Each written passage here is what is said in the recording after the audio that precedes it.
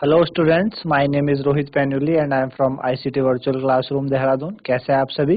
मेरे ख्याल से बहुत अच्छे होंगे, फिट होंगे, फाइन होंगे। हम क्लास 9th साइंस कर रहे हैं जिसमें कि हमारा चैप्टर नंबर 10 ग्रेविटेशन चल रहा है। और पिछले भाग में हमने बात की थी आपकी मास और वेट को लेके, है ना, कि मास ऑफ द बॉडी क्या होता है और वेट क्या होता है, उसके हमने बात की थी। हमने कहा था मास क्या है कि कितना कंटेंट बॉडी के अंदर होता है वो उसका मास कहलाता है। वेट कि जितना फोर्स कौन ग्रेविटी एग्जर्ट करती है किसी बॉडी पे उसको अपने तरफ अट्रैक्ट करने के लिए, है ना, उस फोर्स को हम क्या कहते हैं? वेट कहते हैं ना। तो हमने वहां से ये वेट और मास के बारे में यहाँ से डिफरेंस वगैरह और ये चीजें हमने देखी थी। आज हम वही से अपना लेक्चर को आगे कंटिन्यू करेंगे और देखेंगे कि वेट के बारे में और क्या क्या बातें हमारे पास दी गई है ना। तो उसको करने के लिए चलते हैं बच्चों स्मार्ट बोर्ड की तरफ।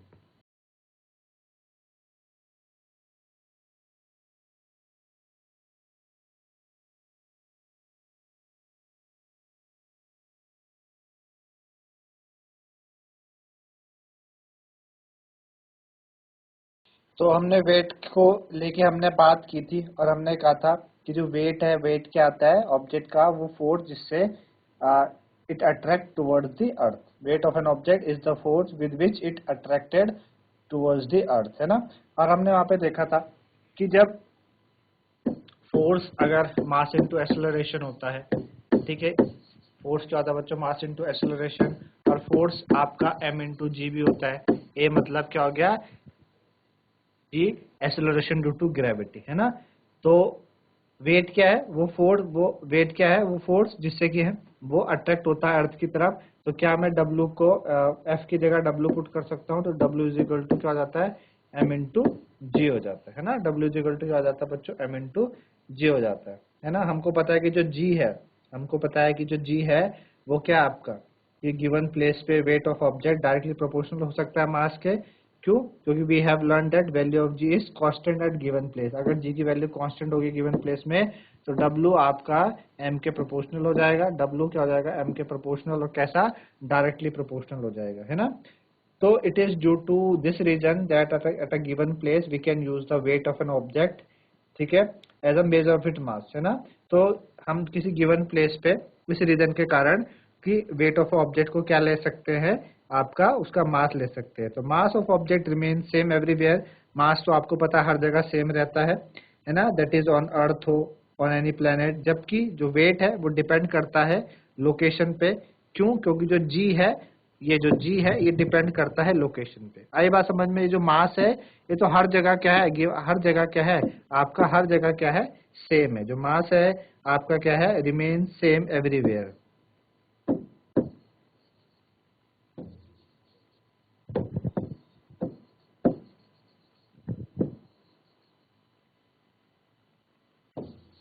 हर जगह मास तो सेम है, लेकिन जो W है, W ये आपका डिपेंड करता है लोकेशन पे।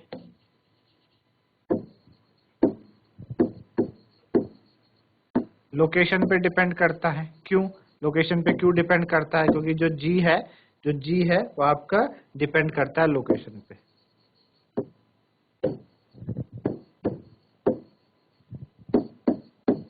ठीक है ना। तो ये बातें आपको समझ में आ रही होगी इससे रिलेटेड। आगे बढ़ते हैं और देखते हैं weight of an object on the moon.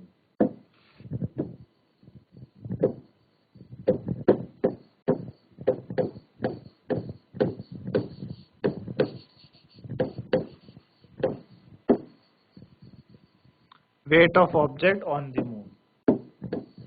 तो वेट है ऑब्जेक्ट का मून पे क्या होता है ना। तो हमने पढ़ा, हमने सुना है कि भाई जो weight of object on the earth है is the force with the which with the earth attract the object. In the same way the weight of an object on the moon is the force with which the moon attract the object. भाई जो wait होगा object का अर्थ पे क्या है कि वो force जिससे कि अर्थ अपनी तरफ अट्रैक्ट कर रही है। तो इसीलिए जो वेट होगा ऑब्जेक्ट का मून पे क्या होगा? वो फोर्स जिससे कि मून अपनी तरफ अट्रैक्ट करता है ऑब्जेक्ट को। तो मास ऑफ मून क्या है? लेस है मास ऑफ अर्थ से। जो मास ऑफ मून होगा, है ना, जो आपका मास है मून का, जो मास है वो क्या कम है मास ऑफ अर्थ से। भाई मून का मास क्या है, अर्थ के मास से क्या है, कम है। इस वजह से मून क्या करेगा, कम फोर्स ऑफ अट्रैक्शन लगाएगा ऑब्जेक्ट पे, है ना। तो मून क्या करेगा, कम फोर्स ऑफ अट्रैक्शन लगाएगा ऑब्जेक्ट में। अगर हमने माना कि भाई किसी मास का ऑब्जेक्ट m है, let the mass of object be m।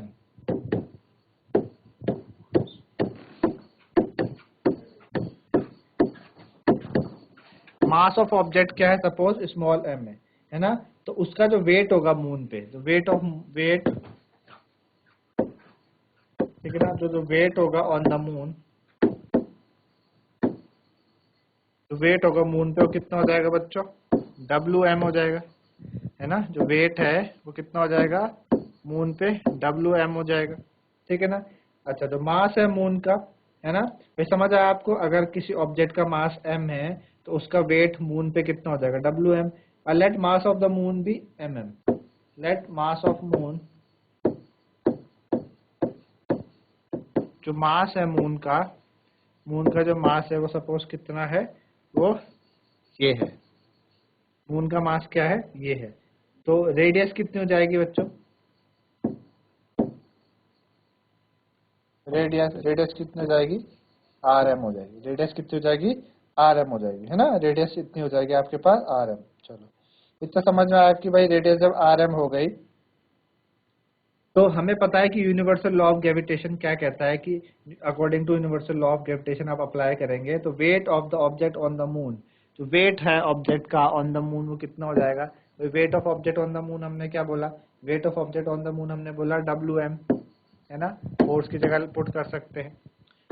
देखो ना, आपको ये पता है कि यूनिवर्सल लॉ क्या बोलता है, F=G, ठीक है ना, M1 M2 अपॉन D², ये बोलता है। अब वेट हम क्या निकाल रहे हैं, weight of object on the moon. तो वेट ऑफ मून कितना हमने बोला, WM, है ना, इजिकल टू जी, हमारे पास ग्रेविटेशन कांस्टेंट हो गया। M1 क्या हो जाएगा बच्चों, M हो जाएगा आपका मास ऑफ मून, हो जाएगा मास ऑफ मून। M क्या हो जाएगा आपका, मास ऑफ ऑब्जेक्ट अपॉन उनके बीच की जो दूरी वो कितनी है, RM, रेडियस मून की क्या, RM का स्क्वायर, इतनी हो जाएगी। अच्छा, let the weight of the same object on the earth be WE, ठीक है ना।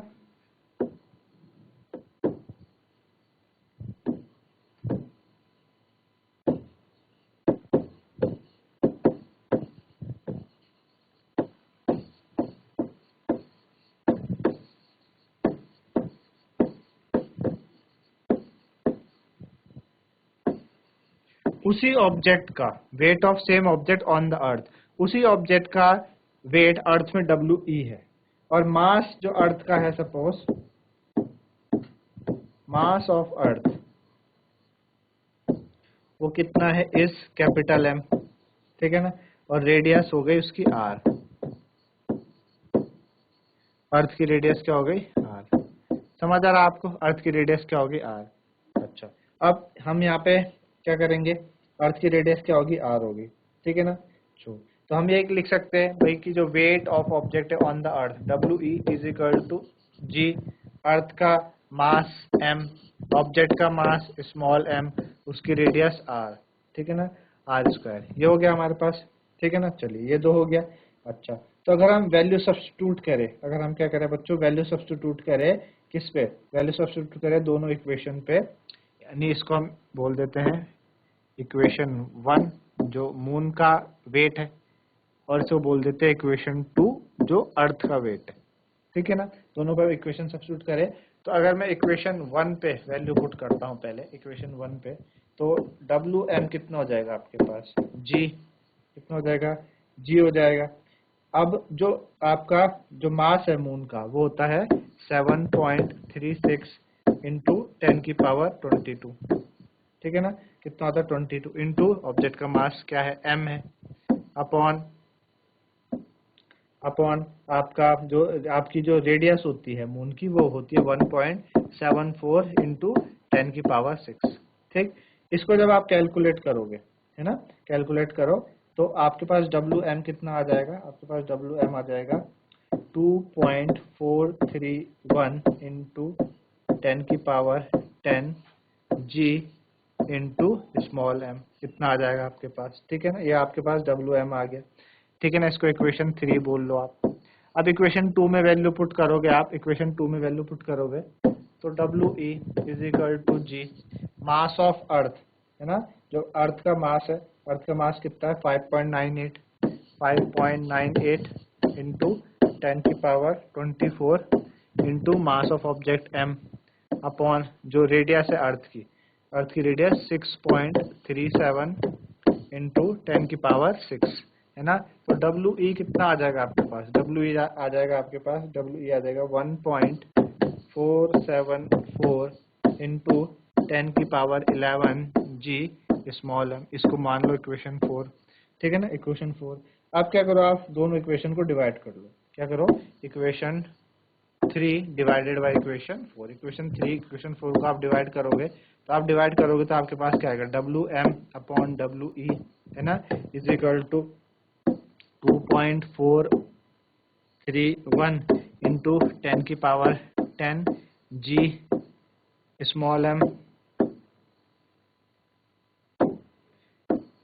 Small m upon 1.474 into 10⁻11 G small m। तो इससे ये कटा, इससे ये कटा, ठीक है ना, ये हो गया आपके पास। तो जो WM अपॉन WE आता है वो लगभग हमारे पास आता है कितना, 0.165 अप्रोक्सीमेट। इसको अगर आप लो तो ये 1/6 के आसपास आ रहा है, कितना आ रहा है, 1/6 के आसपास आ रहा है, ठीक है ना। तो हम इसको ऐसे लिख सकते हैं, WM क्या है बच्चों, wait of object on the moon. WM क्या है, wait of object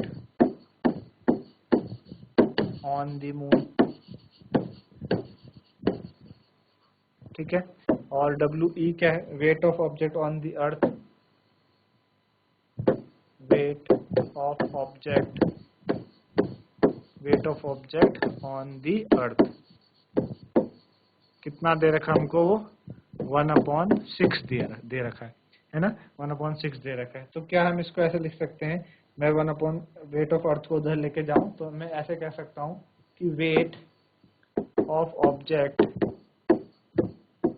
object on the moon, हम ये कह सकते हैं weight of object on the moon equal to 1/6 into weight of object on the earth, ठीक है। हम ये कह सकते हैं ना कि जो भाई वेट ऑफ ऑब्जेक्ट है मून पे, वो अर्थ पे जितना ऑब्जेक्ट का वेट है उसका 1/6 टाइम है, ठीक है ना। तो यहाँ से बच्चों ये आपको मेरे ख्याल से समझ में आया होगा किस तरीके से हमने ये करा, है ना। कुछ क्वेश्चंस करते हैं इससे रिलेटेड ताकि आपको और समझ में आए। जैसे कि हमको क्वेश्चन दे रखा है, मास of object is 10 kg,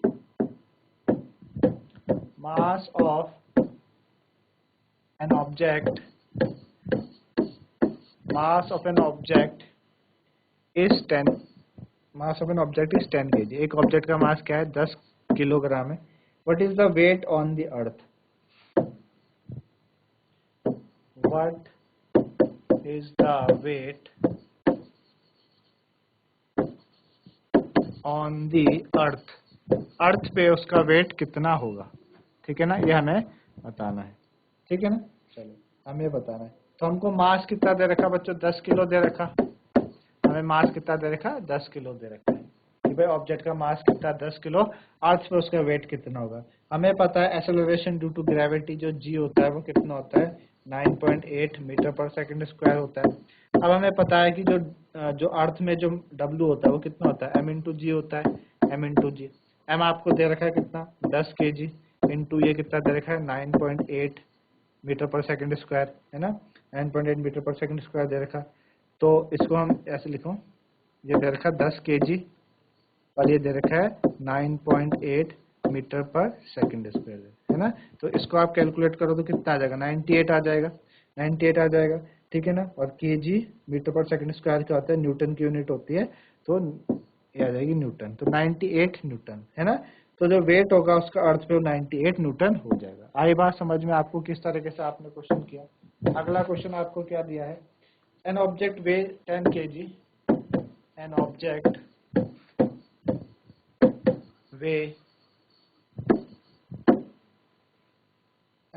weighs 10 Newton, an object weight 10 Newton when measured,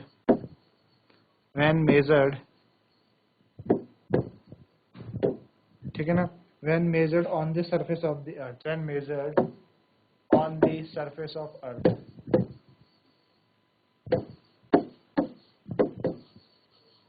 ठीक है, an object weight 10 Newton when measured on the surface of earth. What would be its weight? What would be its weight? What would be its weight when measured on the surface of moon?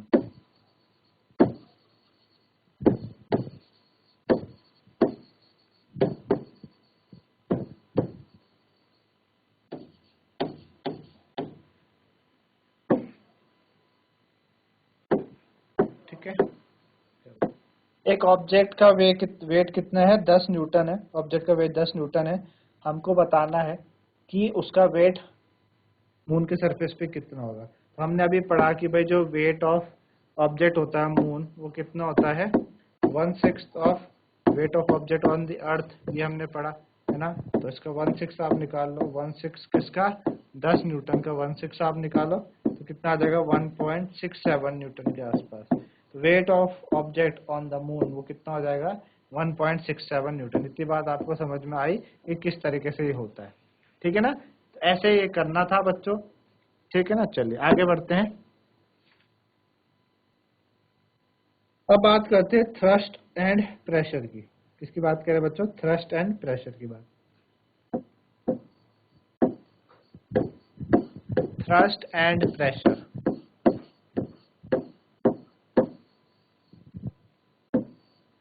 Thrust and pressure, ठीक है ना। चलिए, तो आपने कभी देखा कि जो कैमल है वो कैसे चलता है डेजर्ट में इजीली? कैमल डेजर्ट में इजीली चल पाता है, लेकिन कोई ह्यूमन बीइंग अगर चले डेजर्ट में तो आराम वो इजीली नहीं चल पाता है ना। By an army tank weighing more than 1000 tons rest upon a continuous chain, है ना।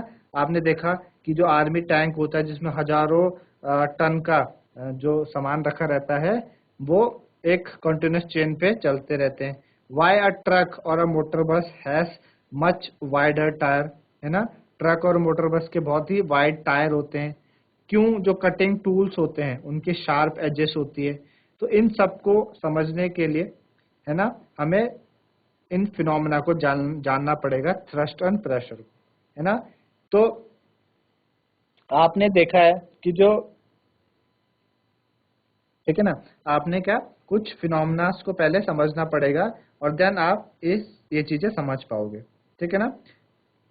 तो हम बात करते हैं कि जब हम बात करते हैं net force in a particular direction, जब हम कोई नेट फोर्स लगाते हैं पर्टिकुलर डायरेक्शन पे, उसको हम थ्रस्ट कहते हैं।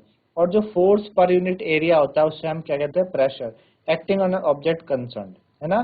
तो हम दो सिचुएशन लेते हैं और उन सिचुएशन को समझने की कोशिश करेंगे। सिचुएशन वन है हमारे पास,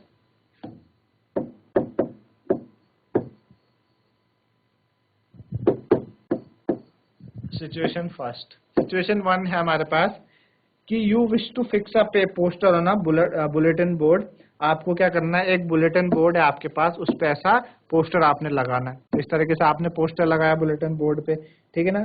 to do this task you will have to press drawing pins. तो आपको क्या करना पड़ेगा? ये आपके पास बुलेटिन बोर्ड है, आपको यहाँ पे सपोज ऐसे पोस्टर लगाना है, तो आपने क्या करना पड़ेगा? ड्राइंग जो पिन्स होती है, ड्राइंग पिन से एक यहाँ पे लगाएंगे, एक यहाँ पे लगाएंगे, एक यहाँ पे लगाएंगे और एक यहाँ पे लगाएंगे। 4 ड्राइंग पिन्स आप लगाएंगे, है ना। तो आपको क्या करना पड़ेगा? प्रेस करना पड़ेगा ड्राइंग पिन्स आपकी थंब से, है ना। उसके लिए आपको फोर्स अप्लाई करना पड़ेगा on the surface area of the head of the pin.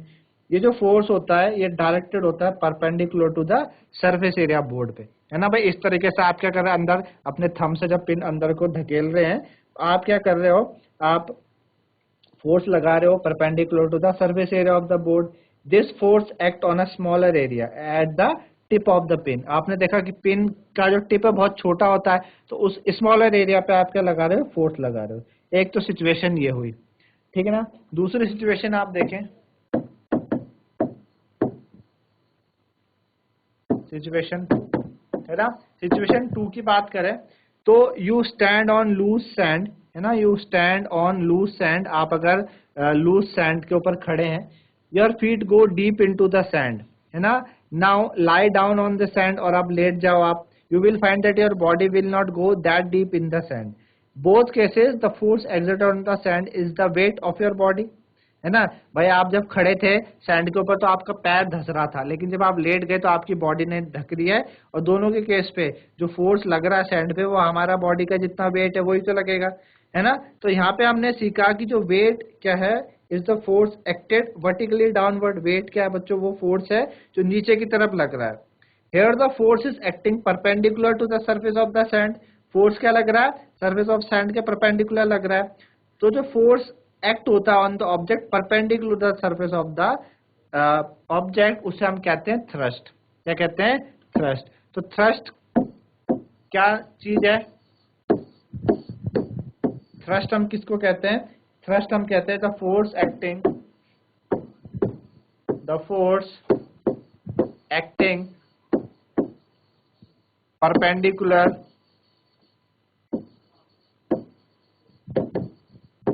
Force acting perpendicular, ठीक है ना। Force acting perpendicular, force acting on an object, force acting on an object perpendicular to the surface,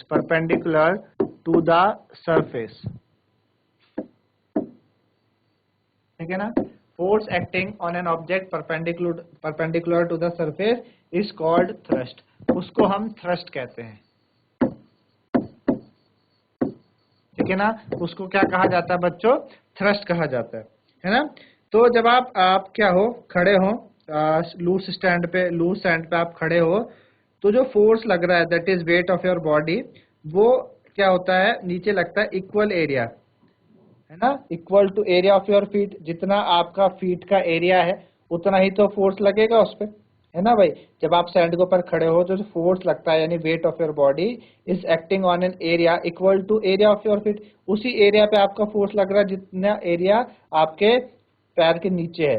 when you lie down, जब आप नीचे झुकते हो तो same force लगता है equal area to the contact area of your whole body, है ना।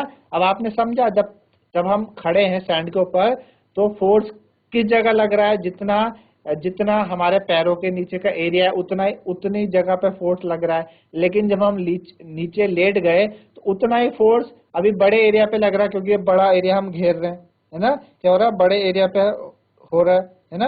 यहाँ पे क्या हो रहा है, तो जो लार्जर है आपके एरिया ऑफ फीट से, तो हम कह सकते हैं कि effect of force of the same magnitude. भाई फोर्स तो क्या लग रहा है, सेम लग रहा है ना। जितना जब हम खड़े थे उतना ही फोर्स, और जितना हम लेटे थे उतना ही फोर्स, दोनों में तो फोर्स क्या लग रहा है आपका, सेम लग रहा है। दोनों में फोर्स कैसा लग रहा है, सेम लग रहा है ना, सेम मैग्नीट्यूड का लग रहा है, लेकिन डिफरेंट एरिया में वो डिफरेंट हो जाता है। In the above case thrust is the same, thrust तो क्या है, दोनों में सेम है, but effects are different. Effect क्या है, डिफरेंट है। Therefore effect of thrust depend on the area on which it act. Effect of thrust क्या होता है, किस पे डिपेंड करता है, effect of thrust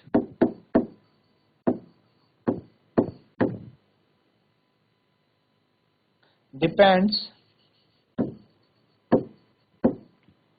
on the area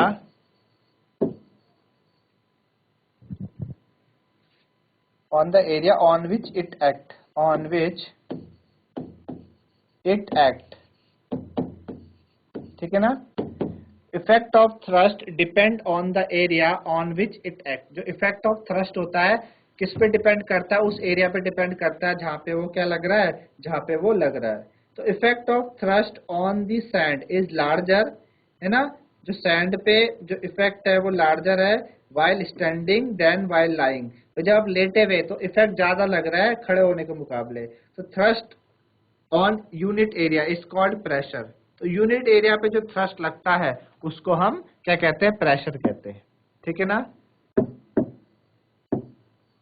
thrust on unit